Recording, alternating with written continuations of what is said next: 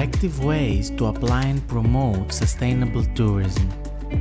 The starting point for sustainable tourism is the territory. By territory here, we mean not a simple geographical place, but a homogeneous set of history, traditions and cultures that are expressed and characterized by a specific heritage. The next step for a tourist sustainability project is to proceed to the evaluation both of the supply and of the demand. The perspective and importance of the local community supply. The analysis under the supply profile considers the different points of view, the potential and the expectations that the territory and its inhabitants have. Involve the local community by understanding their needs, objections, or willingness to open up to tourism, sharing common objectives and ensuring transparency and information to all. The perspective from the tourist side, demand.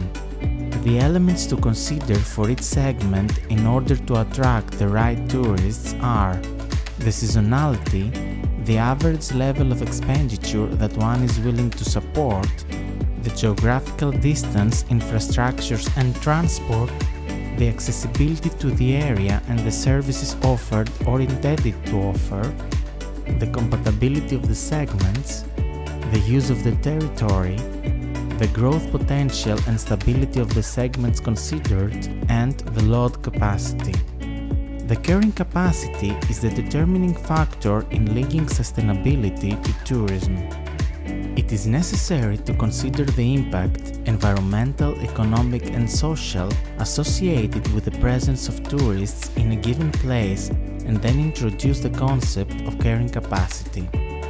The carrying capacity of a destination is given by the maximum number of tourists that it can bear and beyond which damage occurs.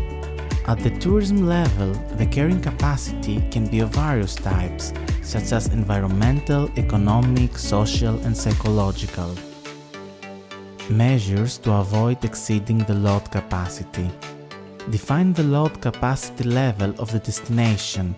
Carry out tourism planning activities, public and/or private. Adapt the principle better less tourists than lower quality, making resources less vulnerable to tourism. Good practices to develop sustainable tourism. Cooperation between the public and private sectors. Integration, create links and synergies between the tourism sector and other sectors. Interrelationships to be created between different components of the local tourist supply. Communication, the image communicated must coincide as much as possible with that perceived and experienced by the tourist. Good practices at an economic, environmental and social level. Infrastructure, structures, services to be treated, renewed and improved.